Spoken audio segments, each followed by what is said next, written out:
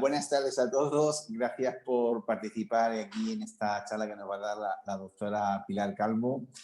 Bueno, como sabéis, dentro de las actividades de Amiles tenemos normalmente a principio de año, en el primer trimestre del año, pues una actividad que es el encuentro de socios, en el cual siempre invitamos a un profesional que nos comente algún tema sobre médico, sobre investigación, ¿no? Acordaos que el año pasado estuvimos hablando con una doctora con genética y este año, bueno, pues la existencia que habéis tenido la mayoría de los socios es un poquillo pues el tema este de la miopía, las patologías, los tratamientos, un poco hacia dónde apunta la investigación, etcétera. Entonces, bueno, creo que tenemos una ponente excepcional que os va a agradar a todos. Como ya también, porque hemos hecho también que este foro sea abierto, bueno, para que se haya conectado, que no sea asociado de la entidad, bueno, pues comentar que Amides es una entidad de pacientes que se dedica o su función o su nexo en común es el trabajar un poco por toda la problemática que está alrededor de la miopía magna. Tenemos una acción social que estamos trabajando bastante fuerte con el tema de la prevención de la miopía en la infancia. Estamos promoviendo un estudio al cual se va a unir Clínica Baviera a apoyarnos en el estudio económicamente y en otros aspectos para saber qué prevención de la miopía existe en la infancia. Y luego también trabajamos mucho en el tema del adulto, fundamentalmente en el tema del tratamiento y la prevención de las enfermedades. Es un poco, digamos, las dos áreas con las que estamos trabajando. Clínica Baviera, muchos de vosotros la conoceréis, está haciendo un gran esfuerzo digamos, en una unidad que es la unidad de retina. Tiene, yo creo que, digamos, una red de retinólogos a lo largo de sus clínicas en toda España y está haciendo un gran esfuerzo un poco en la unidad de retina, porque, digamos, es uno de sus pilares fuertes en el que está apostando en los últimos años. Con nosotros hoy está la doctora Pilar Calvo, que es médico y especialista en oftalmología, eh, fellowship en retina médica por la Universidad de Toronto, Canadá. También es autora de numerosas publicaciones científicas, tanto en congresos nacionales como internacionales. Y luego, pues también recibió hace poco pues, el premio a la mejor oftalmóloga joven, el premio Hermenegildo Arruga, que fue un oftalmólogo muy importante español digamos, de la primera mitad del siglo XX, sino que me corrija la doctora si no es así, por lo cual pues hay que darle la enhorabuena a esos talentos que estén aquí con nosotros compartiendo sus conocimientos. Y sin más, os voy a comentar que para que sea lo más fluido posible, se van a tener los micrófonos silenciados. El objetivo es que todos aquellos comentarios que queráis hacer de preguntas a la doctora lo hagáis a través del chat. Si tuviéramos tiempo, al final podemos abrir a lo mejor el micrófono 5 minutos, pero lo veo complicado. Y luego las preguntas que me habéis trasladado, bueno, yo con las que yo tengo aquí pendientes también se las comentaría a la doctora por ser un poco de interés general. Para todos, que lo sepáis, se va a grabar lo que es la ponencia e intentaremos que, bueno, pues si la grabación ha sido de calidad, ha sido adecuada, pues dar la difusión. Lo digo para que todos sepáis que se va a grabar. Es interesante que las preguntas que dijáis a la doctora sean de interés general. La doctora no os va a pasar consulta por videoconferencia, o sea, no habléis mucho de vuestro caso, lo que a mí me pasa, sino cómo tu caso puede ser una representación de una cosa general. No puede dar ese tipo de consejos porque ni es el lugar, ni son los métodos, ni nada. Entonces, por favor, que sean preguntas que vayan dirigidos un poco en tema general. Y luego, bueno, vuelvo a comentar, no sé si se ha escuchado o no, porque tiene una pequeña interrupción, el tema de que va a ser grabada en lo que es la ponencia. Y bueno, pues espero que todos saquéis un buen partido de esta experiencia, ¿de acuerdo? Entonces le voy a pasar la palabra a la doctora Pilar Calvo, cuando quiera. Hola a todos, muchísimas gracias. Javier, Macarena, Débora, por Sí, la organización del evento, a Mires, por supuesto. Y si os parece, pues ya directamente creo que veis todos la presentación en pantalla y ya arrancamos. Como bien ha dicho Javier, la idea es hablar un poco de la miopía patológica, de las complicaciones y del tratamiento que podemos realizar. Os hago primero un breve resumen de lo que vamos a ver en este rato. Primeramente, haré una pequeña introducción sobre lo que es la miopía, algunos conceptos muy básicos que posiblemente muchos conocéis, pero bueno, por si alguien tiene alguna duda, porque muchas veces en la consulta pues solemos ir muy rápido, pues poder aclarar conceptos desde el inicio para que todo el mundo de cualquier nivel pueda entenderlo. Hablaré un poco también de la epidemiología, ¿no? Cómo está en el mundo la miopía y qué es lo que está pasando con la miopía y sobre todo con la miopía patológica. Y ya entraremos de lleno en las complicaciones. Como os explicaré, hay muchas complicaciones dentro del ojo producidas por la miopía patológica. Nos vamos a centrar en las más importantes. Luego hablaré brevemente de distintos conceptos. Uno de ellos es el estafiloma, que lo veremos con figuras para que todos lo podáis comprender. Luego entraremos en varias complicaciones, pero sobre todo la maculopatía miópica, que yo creo es la principal porque desafortunadamente es la más devastadora y creo que es importante detenernos. Y luego hablaremos de urgencias quirúrgicas, como es el desprendimiento de retina, que requieren una actuación muy, muy, muy inmediata porque son verdaderas urgencias oftalmológicas. Y luego hablaré de la membrana neovascular miópica, que es otro tipo de complicación, otro tipo de patología que tenemos tratamiento y cómo reconocerla y cómo tratarla. Finalmente, haremos un breve repaso por alguna otra complicación, un poquito sobre investigación y ensayo clínico y, como bien ha dicho Javier, tendremos tiempo suficiente para la discusión que espero que todos podáis dispongáis del chat para poder poner vuestras preguntas. Como introducción a la miopía, como todos sabéis, consiste en visión borrosa lejana. La palabra miopía es curioso, viene del griego y significa entrecerrar los ojos. Como sabéis, uno de los primeros signos que notamos cuando alguien no ve bien de lejos es que guiña un poco los ojos para intentar ver mejor. Eh, Esto se hace porque tiene un efecto que se denomina como un agujero estenopeico. Cuando uno entrecierra un poco los ojos es capaz de afinar un poquito más la visión. La miopía se produce por diversas causas, pero para hacerlo sencillo nos vamos a quedar solo con una.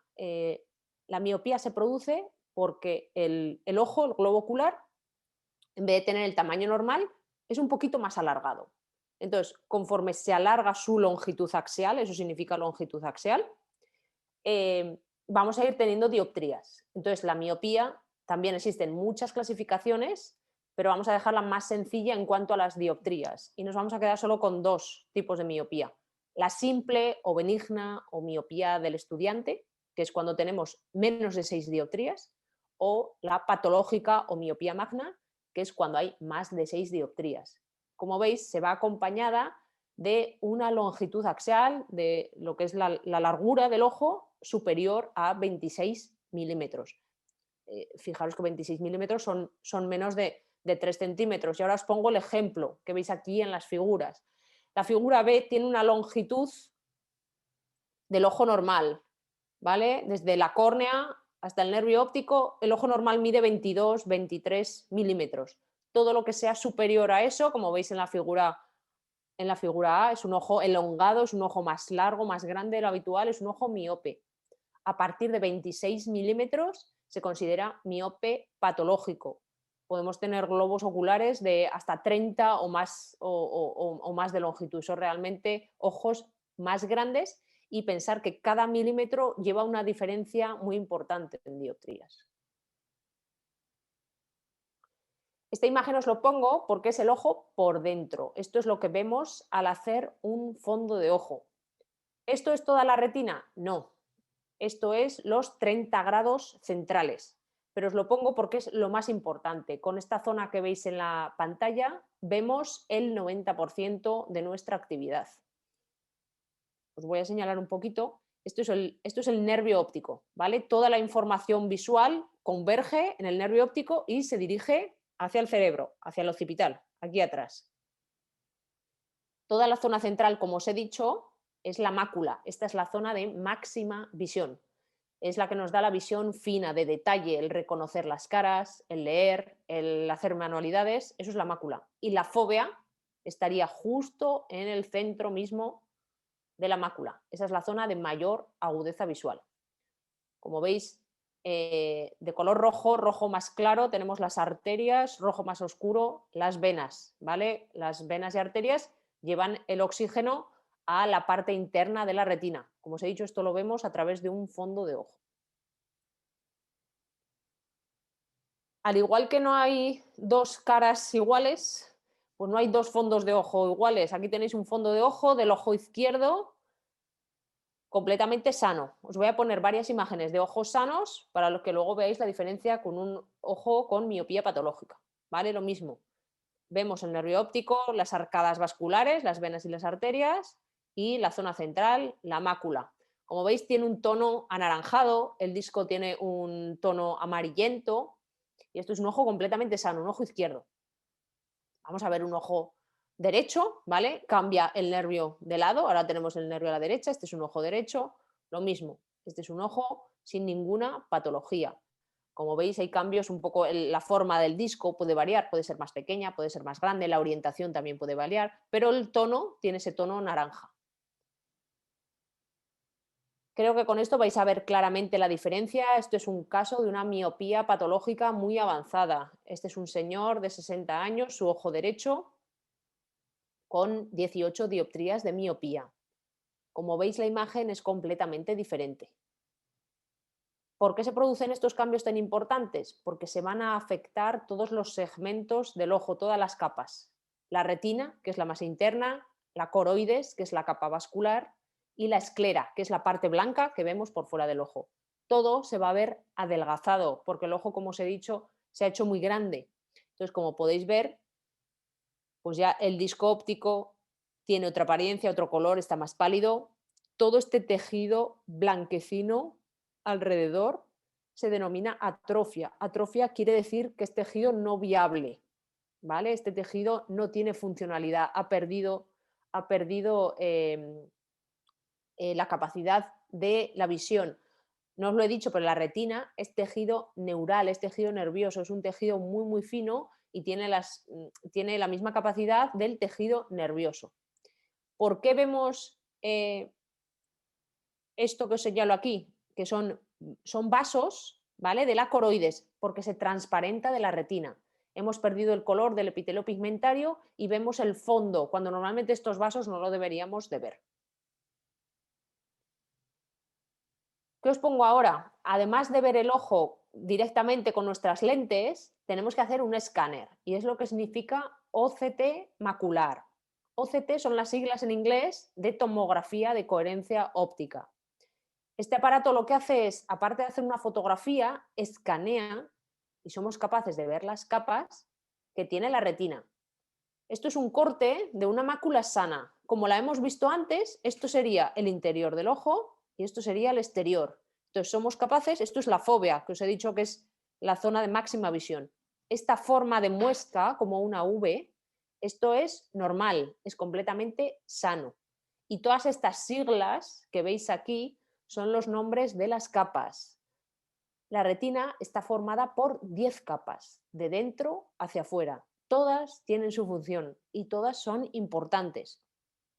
Simplemente os digo que cuando vemos, la luz entra, atraviesa todas las capas, en la última capa están los fotorreceptores, vuelve a subir hacia arriba y ya se marcha con la información de la visión hacia el nervio óptico.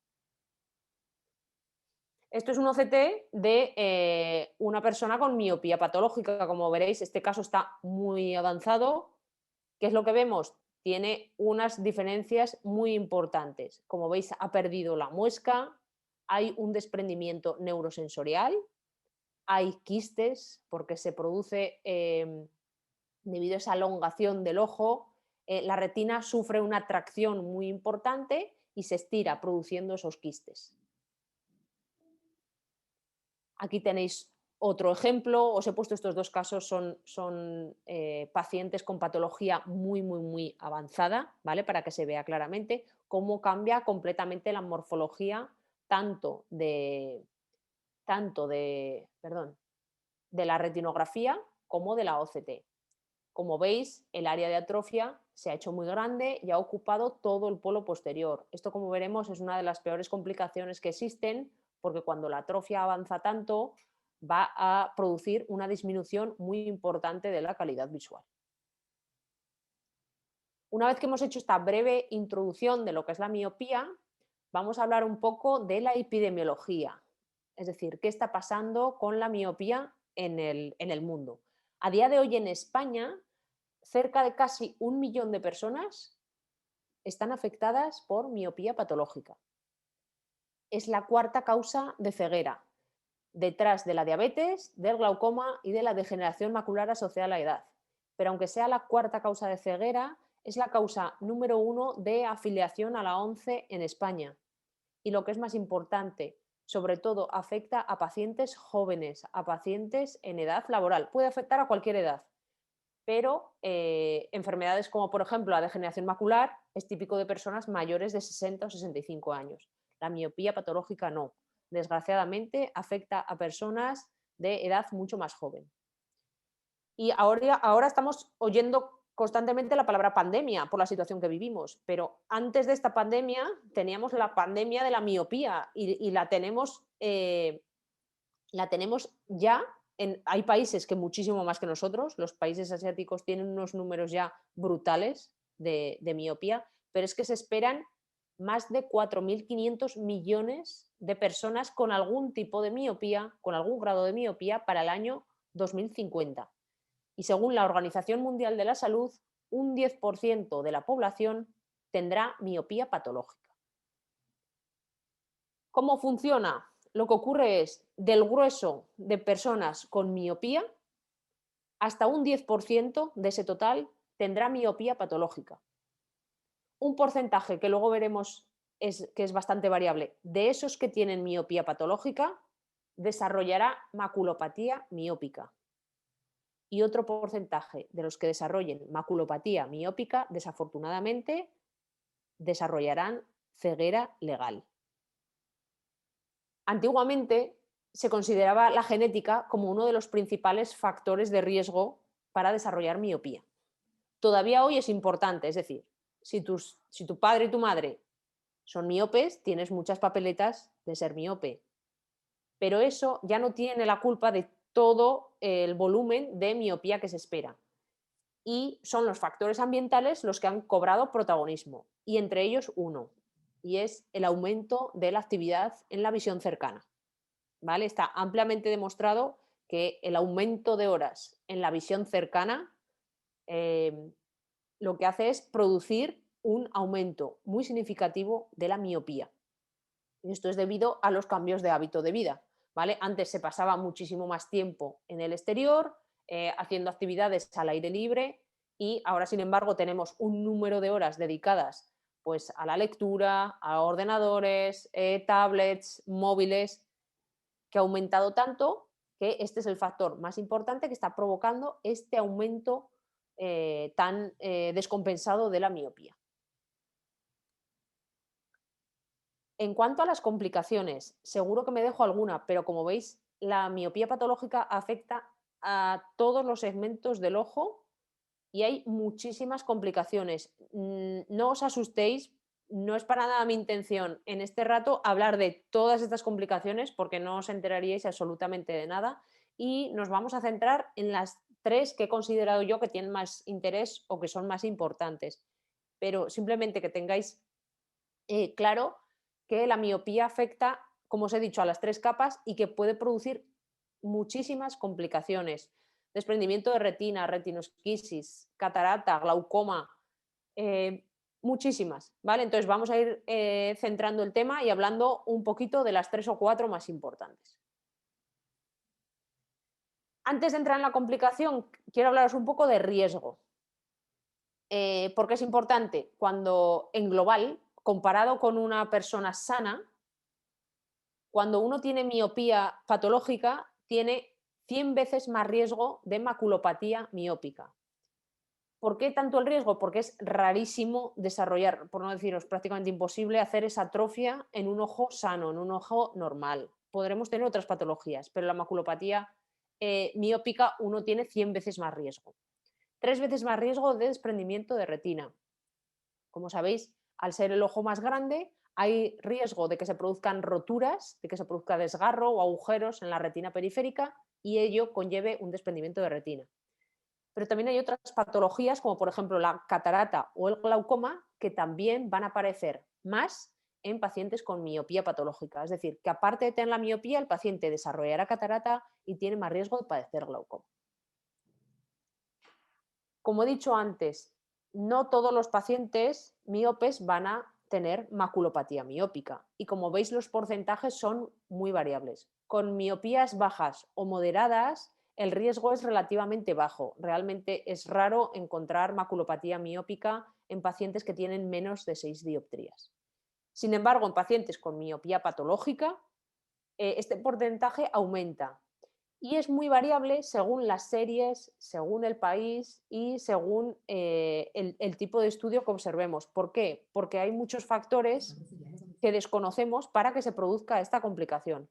Pero quedaros con que con una miopía alta existe un riesgo importante de desarrollar maculopatía miópica. ¿Y cómo empieza realmente? Como veis en la imagen A, es un ojo normal, ¿vale? Su longitud. El ojo poco a poco se va alargando, como os he dicho, aumenta la longitud axial, que eso lo podéis ver en la figura número B. ¿Qué es lo que ocurre? Como se adelgaza tanto la pared del ojo, la parte blanca, la esclera, una de las cosas que se desarrolla es un estafiloma posterior. ¿Qué quiere decir? Lo tenéis en la figura C. Lo que ocurre es que la pared se vuelve tan débil que se produce como esa protrusión, ¿vale? Como un pequeño globito, ¿vale? En la parte posterior del ojo.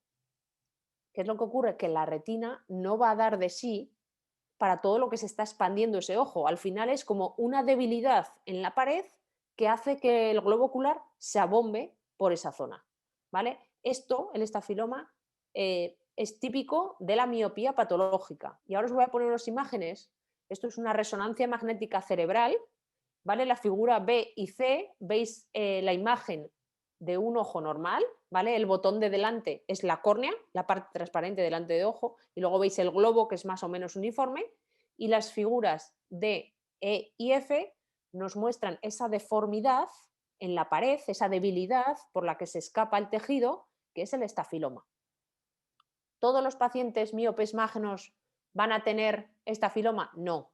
De hecho, se calcula que solamente la mitad de los pacientes, el 50%, de los pacientes con miopía patológica van a desarrollar un estafiloma. ¿Por qué es importante? Porque los pacientes que tienen estafiloma en general ven peor, por lo que os he dicho, como se elonga tanto la superficie, no hay retina suficiente para cubrir, se produce mucha atrofia. La visión es peor, más riesgo de maculopatía miópica, más riesgo de membrana neovascular, que luego la veremos, y desafortunadamente para el desarrollo del estafiloma no existe tratamiento aprobado. ¿Vale? Como os he dicho, es una debilidad de la pared. Hay muchos estudios en torno a por qué hay pacientes que lo desarrollan y otros no. También tiene causa genética, se han establecido distintos genes, sobre todo del colágeno, ¿vale? Que hablan de esa debilidad que hace que protruya y se produzca el estafiloma. Pero a día de hoy no existe tratamiento aprobado. He nombrado muchas veces la maculopatía miópica. ¿Qué significa? Significa todos los cambios en la mácula producidos por la miopía en las 3 capas, tanto en retina como en coroides como en la esclera. Lo veremos como esas zonas de atrofia. Como os he dicho antes, la retina atrófica no tiene funcionalidad, ¿vale? Es decir, es una zona, es como una cicatriz, una especie de cicatriz o un desgaste de la retina que nos hace que vayamos perdiendo visión. Lógicamente, si se afecta la fobia, la zona de mayor visión, lo que hace es que perdamos muchísima vista. Normalmente es de evolución lenta, pero el mayor problema es que es irreversible y que desafortunadamente a día de hoy no existe tratamiento para parar esta atrofia. Os pongo una imagen para que veáis poco a poco cómo va progresando con el paso de los años el tejido blanquecino. ¿Vale? Ese tejido blanco es es la zona de atrofia. Como os he dicho antes, lo más importante es que intente aguantar la zona central, la fobia, el máximo tiempo posible, porque así es la manera que tenemos de mantener la visión.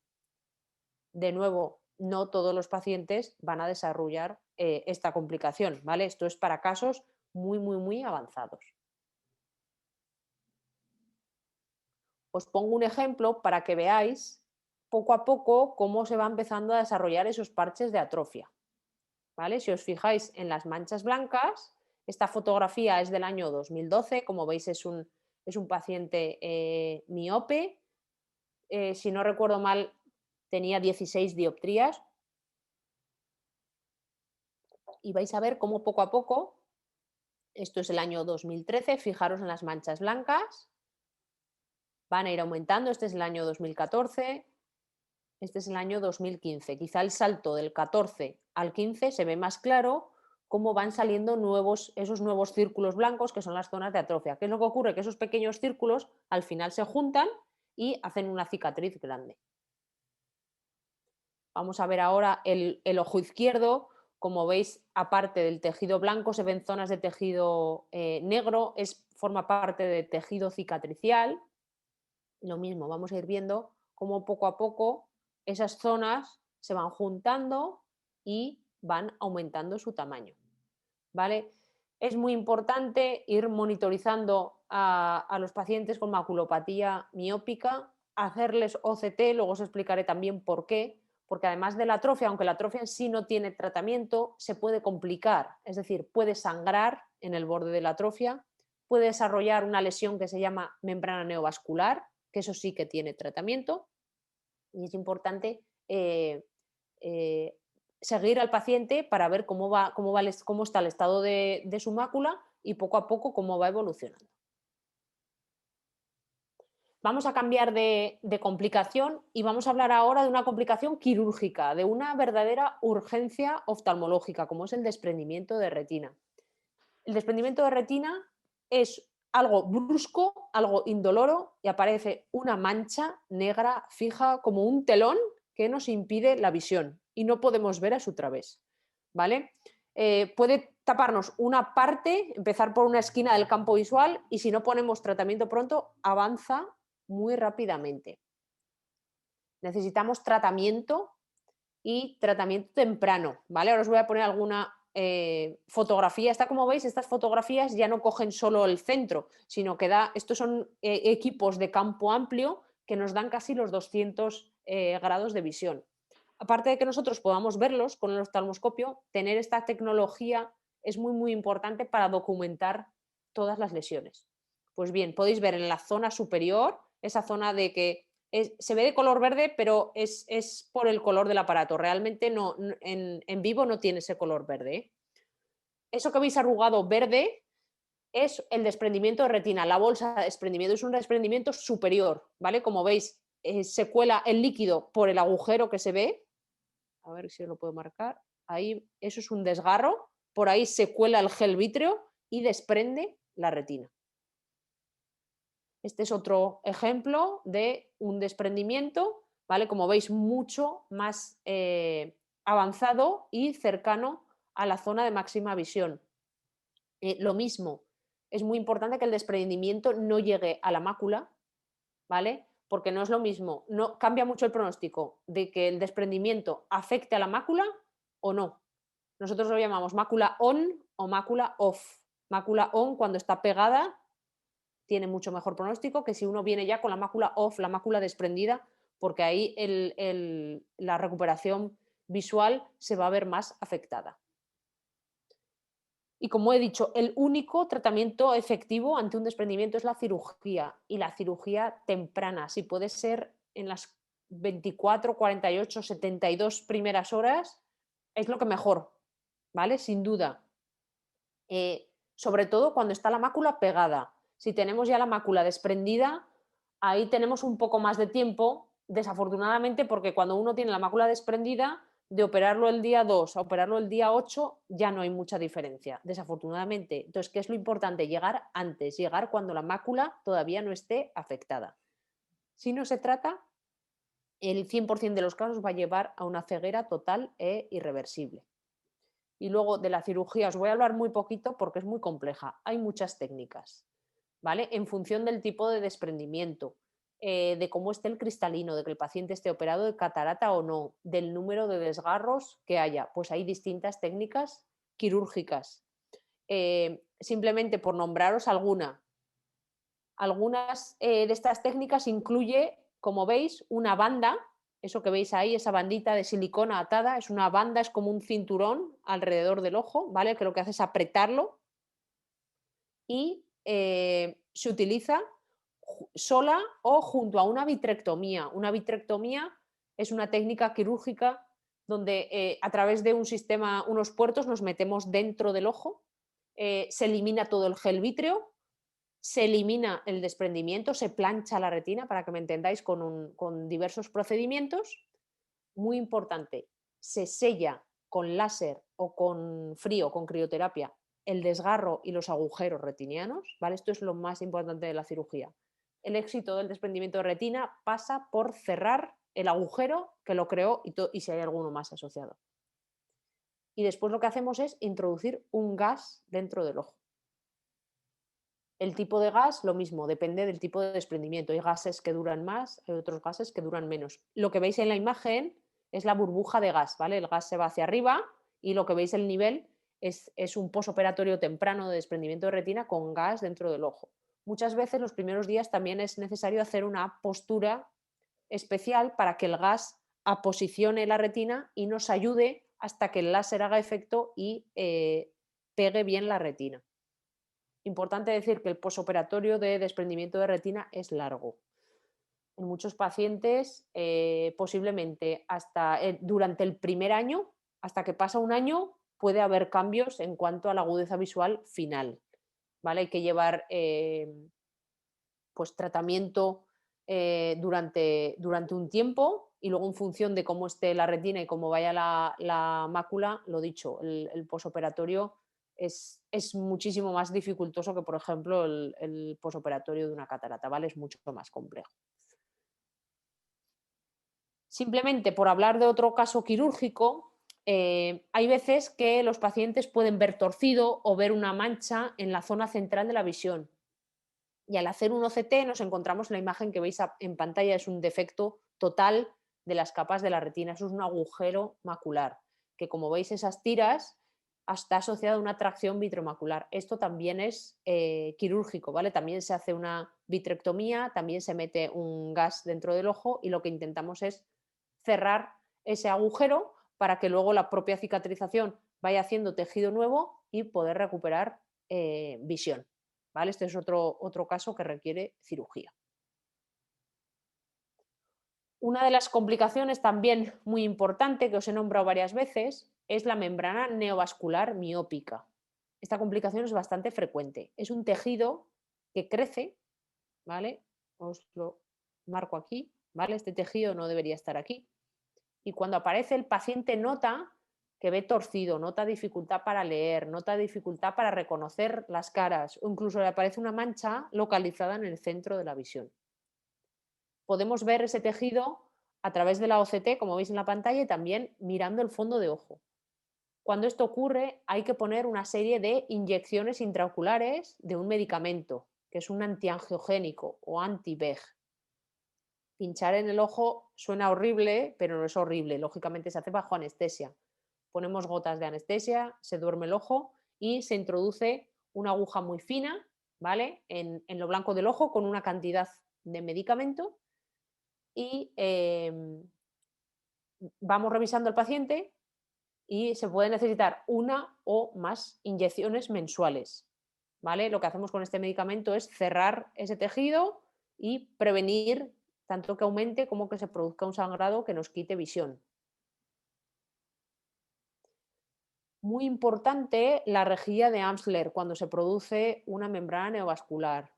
A vuestra izquierda tenéis una rejilla normal donde se ven todas las líneas rectas y a la derecha una rejilla alterada. Esto se lo damos siempre a los pacientes para que tengan la rejilla en casa y la miren tapando un ojo y tapando el otro, porque si un paciente empieza a ver torcido, puede ser signo de que la membrana neovascular o ha aparecido o está activa.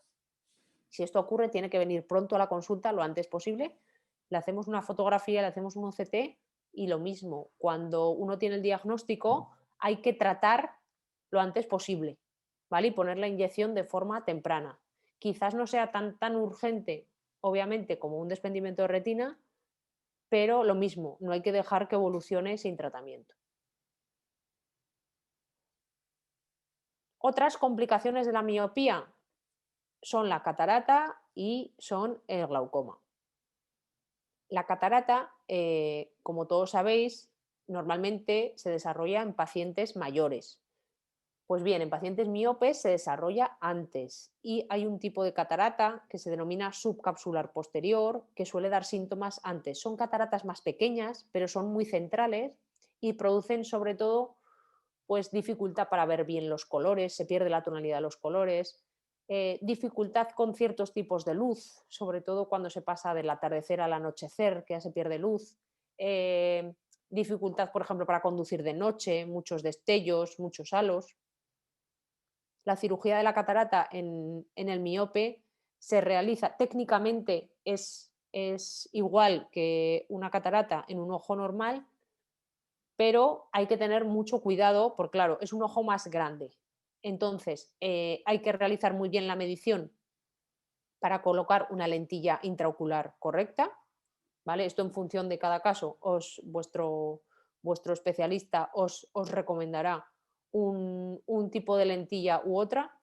Sí que es verdad que sobre todo si hay afectación de la retina, si la mácula está sufriendo algún tipo de patología, bien maculopatía miópica o algún otro tipo de alteración, sí que se recomienda lentes monofocales, es decir, lentes para la visión lejana. Otro tipo de paciente es aquel que tiene la mácula sana. Con una mácula sana sí que podemos valorar otro tipo de lentes intraoculares. Y luego el glaucoma, como sabéis, es cuando una excesiva presión dentro del ojo daña al nervio óptico y se produce una pérdida de campo visual. El glaucoma en principio se trata con medicación, se trata con gotas que bajan los niveles de presión. El problema es que hay veces que es difícil ver la progresión del glaucoma en pacientes miopes, porque las pruebas rutinarias, como es el campo visual o como es la valoración del nervio, a veces son dificultosas. Entonces nos fiamos mucho, sobre todo, de los niveles de la presión. Entonces hay que intentar tenerla los niveles más bajos posible. Y os quiero hablar un poquito de ensayos clínicos. Ahí os pongo una web donde están registrados la mayoría de los ensayos clínicos, ¿vale? Es muy importante que si alguna vez queréis participar o os ofrecen participar en algún ensayo clínico, tener bien documentado pues que está registrado. Hay que tener muy claro la edad de inclusión de los pacientes. No es lo mismo un ensayo que se produce, por ejemplo, para frenar la miopía en niños que una investigación que se produzca en pacientes en edad más avanzada.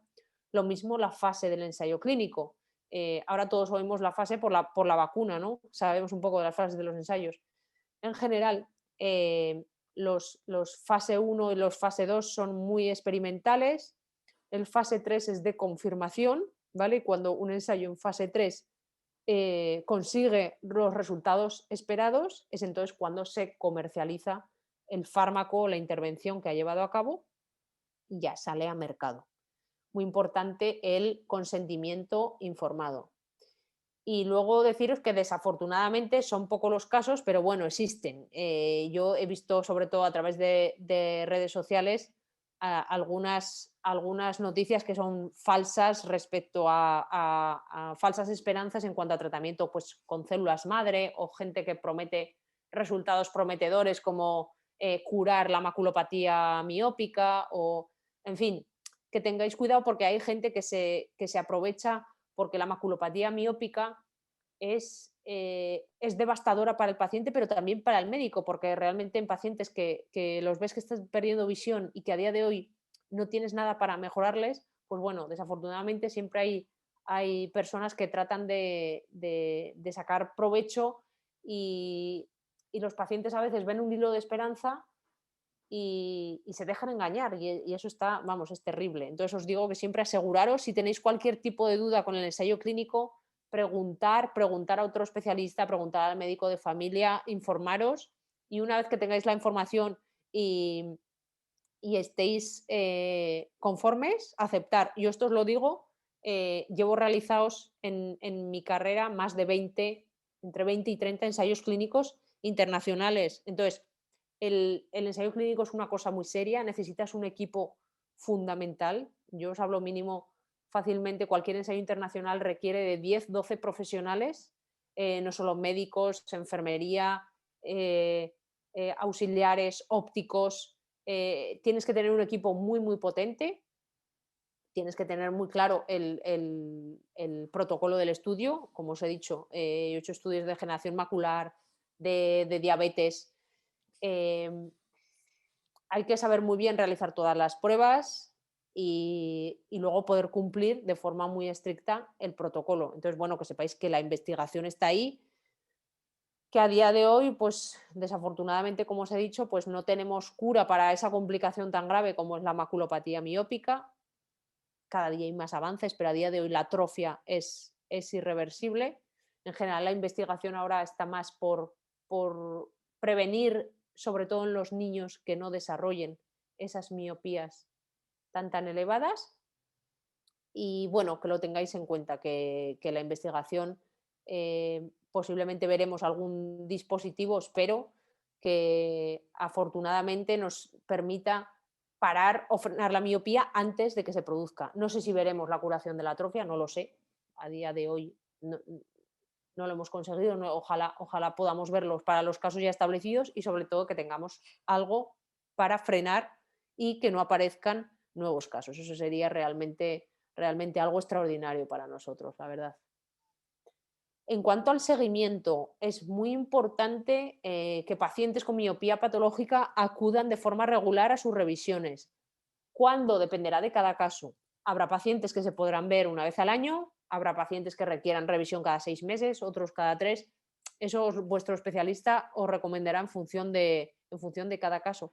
¿Por qué? Porque aunque no haya tratamiento para esa atrofia, como habéis visto, hay multitud de complicaciones, un desgarro, un agujero, una membrana neovascular que sí que tenemos tratamiento, una monitorización del glaucoma, una cirugía de catarata, que son importantes realizarlo y seguir todo el protocolo de la consulta. Hay que realizar fondo de ojo, hay que hacer retinografías, hay que hacer OCT, en algunos casos habrá que hacer ecografía ocular y va a ser fundamental tener todas las pruebas, que un especialista en retina os valore y os recomiende el mejor tratamiento o el mejor seguimiento o lo que considere para poder controlaros de la mejor forma posible.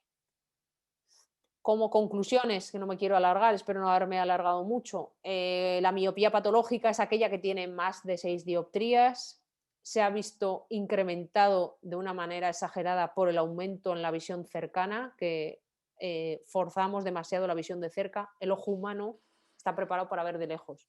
Todo lo que es visión cercana es forzar. Entonces, bueno, sobre todo si tenéis niños cerca, tener mucho cuidado que no pasen excesivas horas pegados a una tablet, pegados a un móvil, porque muchas veces cogen el vicio postural de acercarse a leer, de acercarse con la pantalla, y eso es fatal, ¿vale? Lo más lejos posible y el mínimo tiempo posible. Como sabéis, la miopía hace muchísimas complicaciones. Hemos hablado sobre todo de la maculopatía miópica, con esa atrofia central que se produce, del desprendimiento de retina, que es una verdadera urgencia quirúrgica que hay que operar lo antes posible. La membrana neovascular, que también quita mucha visión, que produce visión torcida y pérdida de la visión central. Otras complicaciones, como son catarata y glaucoma, que sí que tenemos tratamiento para ellas. La importancia de los ensayos clínicos y bueno, la necesidad de seguir el tratamiento que nos recomienden y un seguimiento para valorar todas esas posibles complicaciones que se deben producir. Y bueno, nada más, que muchísimas gracias a todos por escucharme, y que quedo a disposición de todas las preguntas que os apetezca hacer. Pues muchas gracias, doctora. La verdad que has comentado unos temas muy bien explicados, muy bien canalizados, y yo pienso que ha sido muy didáctica la charla, y la verdad que ha estado muy bien, muy bien explicado. No sé si eres docente o no eres docente, pero la verdad que lo explicas fenomenal. Te quería comentar varias cuestiones, más que nada para el tema de aclarar algunos conceptos. Eh, Muchas veces hablamos de la miopía patológica.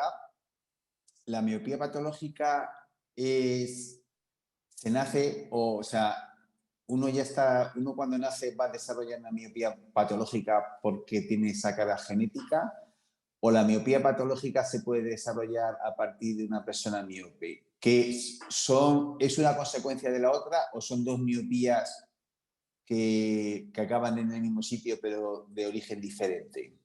No sé si me he explicado. Sí, sí, sí, además es muy buena pregunta. Como he dicho antes, había muchísima carga genética, ¿vale? Y realmente cuando antes veíamos un miope magno era, como bien has dicho, pues porque le había tocado en sus genes ser miope magno, ¿vale? ¿Qué es lo que ocurre ahora? Ahora no, ahora se da mucha más importancia al factor ambiental. Es decir, se junta que eres miope, ¿vale? Con un aumento en número de horas exagerado de actividad en la visión cercana. Eso hace que se descontrole la miopía y acabe siendo un miope magno. Que sí que es verdad que siempre tendrás una tendencia, ¿vale? Porque, como hemos visto, no todos los miopes, seguro que pones a un montón de gente con miopía pasando un montón de horas de cerca en el ordenador o en la tablet, y solo unos pocos desarrollarán miopía patológica. ¿Por qué? Porque se juntará el aumento en la visión cercana más la influencia genética. Ujú.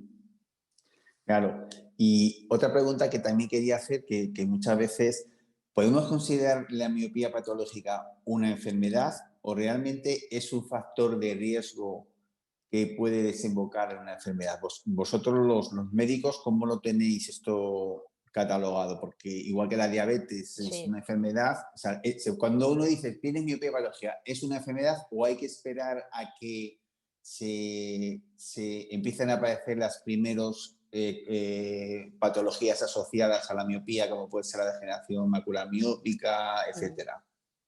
Yo sí que lo considero una enfermedad. Te digo por qué. Igual que tengo pacientes diabéticos con una visión perfecta del 100% y los tengo que revisar porque la diabetes puede hacerte quedar ciego, lo mismo con la miopía patológica. Es decir, tú puedes tener miopía patológica y tener una retina sana y no tener nada de lo que he nombrado y acabar tu vida con el 100% de visión, o puedes desarrollar un montón de complicaciones. Entonces, yo, per se, lo considero una enfermedad. ¿Por qué? Porque vas a necesitar un seguimiento, ¿vale? Lo dicho, Ujú. habrá quien haga complicaciones y habrá quien acabe con una visión perfecta, pero como no sabemos, no tenemos una bola de quién lo va a desarrollar o quién no, lo considero igual que la diabetes. Ujú. Vale. Y otra pregunta que también quería hacer, que también me ha traspasado sobre el tema de investigación. Eh, yo sé que la investigación son equipos multidisciplinares, normalmente pues, se trabaja con fondos europeos, y normalmente intervienen varios países, en varios hospitales o varias clínicas. O sea, actualmente Clínica Baviera está trabajando en esta línea, está interesada, está metida en algún tipo de proyecto, Pues o no lo sabe, o no lo sabes. hombre, somos muchas las clínicas Sí. y se está intentando potenciar y que Clínica Baviera participe Ujú. de estos ensayos clínicos. ¿Qué es lo que ocurre? Que a veces, como te he dicho, en función de las necesidades se pueden realizar, es decir, no todas las clínicas tienen el mismo tipo de equipo, el mismo volumen, pero se está haciendo un esfuerzo importante para poder realizar los ensayos clínicos que se realizan en centros hospitalarios de la Seguridad Social, poder realizarlos también en Clínica Baviera, y iremos viendo a ver qué es lo que podemos ir realizando. Es muy importante porque normalmente cuando uno tiene la posibilidad de entrar en los ensayos clínicos, yo os hablo desde mi experiencia, los resultados son muy buenos. Son muy Ujú. buenos, porque lógicamente lo primero, ante todo, es la seguridad. La seguridad para el paciente, la seguridad de lo que estás haciendo, ser muy estricto en los controles. Así que ojalá podamos hacer mucha investigación aquí. ¿Crees que tras lo ocurrido recientemente con el COVID, va a existir una presión social frente a los políticos y la administración para que realmente se invierta más en investigación o esto será agua pasada?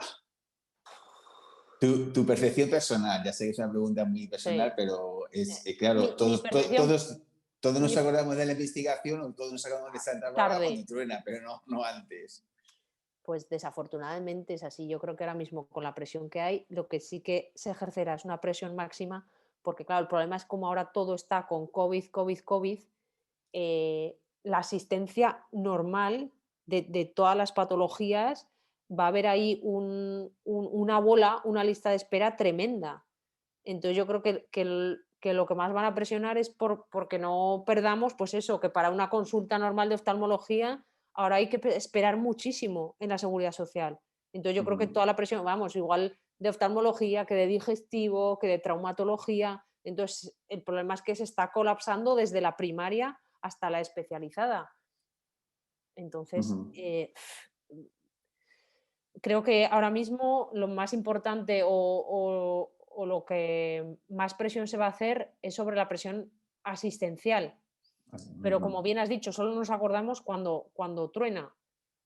ujú, Eh, si tuviéramos una investigación potentísima en países como, por ejemplo, yo estuve en Canadá, eh, tendríamos una red de ser capaces, por ejemplo, me lo invento, de crear nosotros la vacuna, de tener, o con ayuda ujú, farmacéutica, es decir, no tener que estar siempre de que lo haga otro, porque ujú.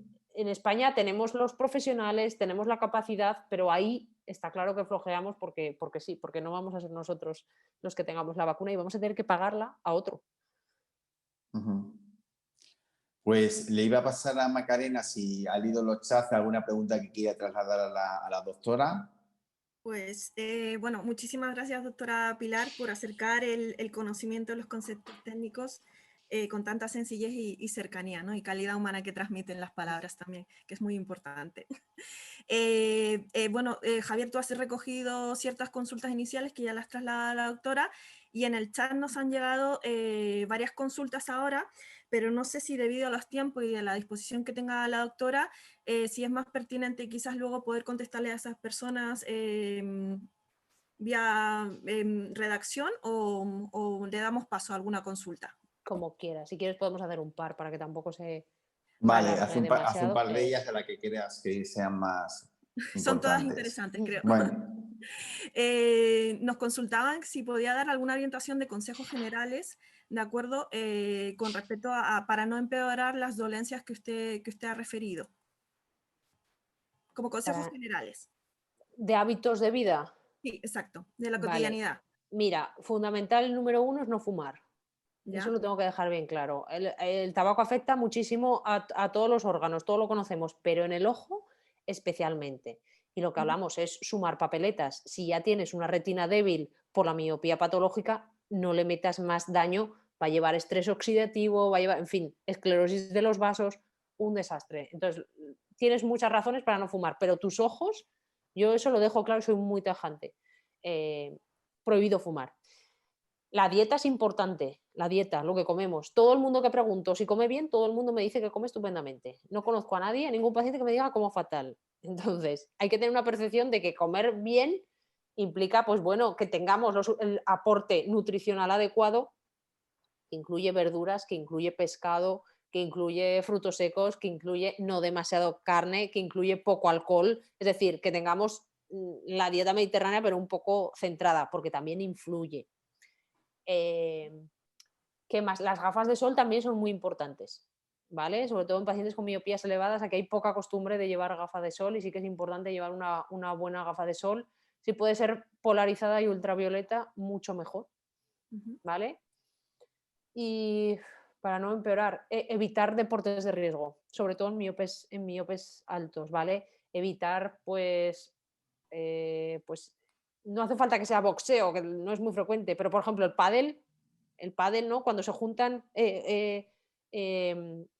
son 2 contra 2 dando muy fuerte, todos los años veo algún traumatismo, algún desprendimiento de retina, algún destrozo por un pelotazo de pádel. Todos los años se ve. Eh, Más cosas generales. Quizá, por ejemplo, el yoga, ¿vale? Posturas extremas con la cabeza hacia abajo demasiado tiempo tampoco son buenas, ¿vale? Se puede practicar yoga, ¿vale? Es muy bueno, ayuda muchísimo, pero posturas extremas no. Y que de consejos generales yo creo que nada más, que una vida normal me refiero, no por leer más, no por... No. Una vez establecida la miopía, pues lo que hablamos, importante es en niños y adolescentes evitar el abuso de las pantallas, eso sí. Y luego en adultos, pues bueno, pues intentar hacer descansos, ¿vale?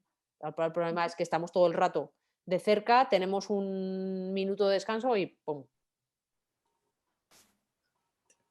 Son muchas horas al final del día. Perfecto, muy bien.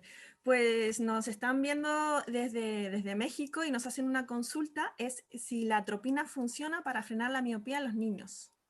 Pues mira, sí que funciona, ¿vale?